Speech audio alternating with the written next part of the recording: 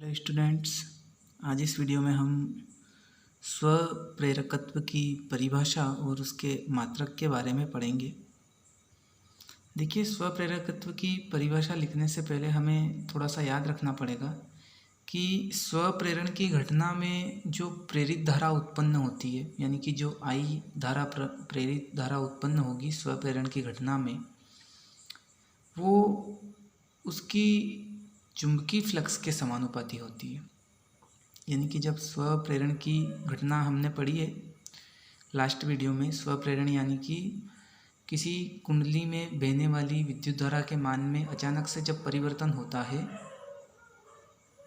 तो उसमें प्रेरित धारा उत्पन्न होती है और इस घटना को ही स्वप्रेरण कहते हैं।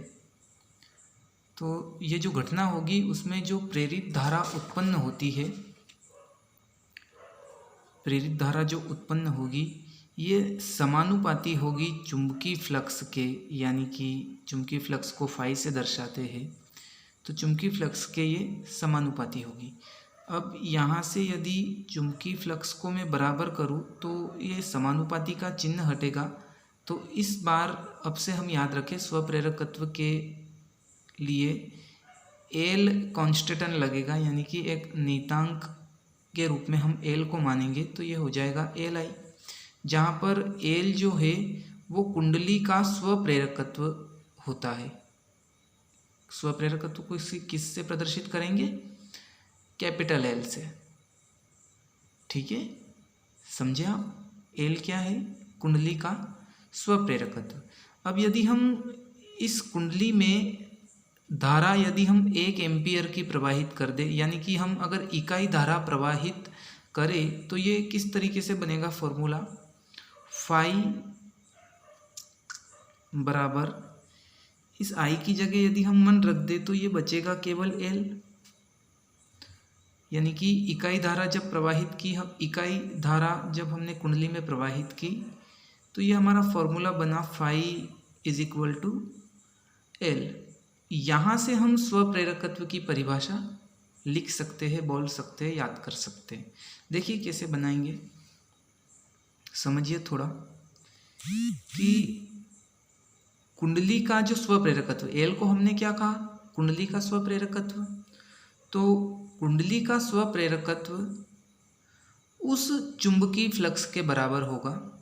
फाई को चुंबकीय फ्लक्स बोलते हैं। कुंडली का स्वप्रेरकत्व उस चुंबकीय फ्लक्स के बराबर होगा जो कुंडली में इकाई धारा प्रवाहित करने पर उत्पन्न हो। किस चुंबकीय फ्लक्स के बराबर होगा? उस चुंबकीय फ्लक्स के बराबर होगा जो कुंडली में इकाई धारा प्रवाहित करने पर उत्पन्न हो। फिर से कैसे बोलेंगे? कुंडली का स्वप्रेरकत्व उस चुंबकीय फ्लक्स के बराबर होगा। देखिए मैं पेन की इस नोक को रख रहा हूँ, वहाँ आप देखते जाएं, ध्यान देते जाएं, याद हो जाएगा।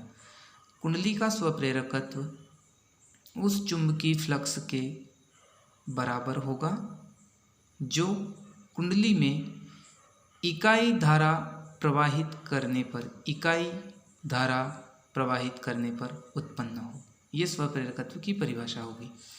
अब हम बात करते हैं इसके मात्रक की। तो देखिए, यदि इस फॉर्मूले को लेकर मैं इसका मात्रक बनाऊं तो स्वप्रेरकत्व का मात्रक क्या बनेगा? स्वप्रेरकत्व यानी कि एल। यदि हम एल को बराबर करेंगे तो ये फॉर्मूला हमारा हो जाएगा फाई अपॉन आई। फाई का जो मात्रक होता है वो होता है वेबर, यानी कि डब्ल्यू बी, और आई का जो मात्रक होता है वो होता है एम्पियर, तो वेबर प्रति एम्पियर। ये स्वप्रेरकत्व का मात्रक हो गया। और इसके सम्मिलित रूप को हेनरी बोला जाता है, यानी कि स्वप्रेरकत्व का मात्रक आप हेनरी भी लिख सकते हो या वेबर प्रति एम्पियर भी लिख सकते हो। इसको हम एक एक करके पढ़ते हैं। देखिए यहाँ पर फाई इज इक्वल समानुपाती है आई के, यानी कि प्रेरित धारा, स्वप्रेरण की घटना में जो प्रेरित धारा उत्पन्न होगी वो उसके चुंबकीय फ्लक्स के समानुपाती होगी। समानुपाती का चिन्ह हटा तो एल को हमने नियतांक माना। एल क्या है? कुंडली का स्वप्रेरकत्व जिसे हम कहते हैं। अब यदि आई यानी कि इकाई धारा हम प्रवाहित करें तो ये फॉर्मूला कुछ इस तरीके से बनेगा, फाई बराबर एल। तो इससे हम बना सकते हैं कि कुंडली का स्वप्रेरकत्व उस चुंबकीय फ्लक्स के बराबर होगा जो कुंडली में इकाई धारा प्रवाहित करने पर उत्पन्न हो। अब इसका मात्रक हम यहीं से इस सूत्र की मदद से हम यहाँ मात्रक बनाएंगे।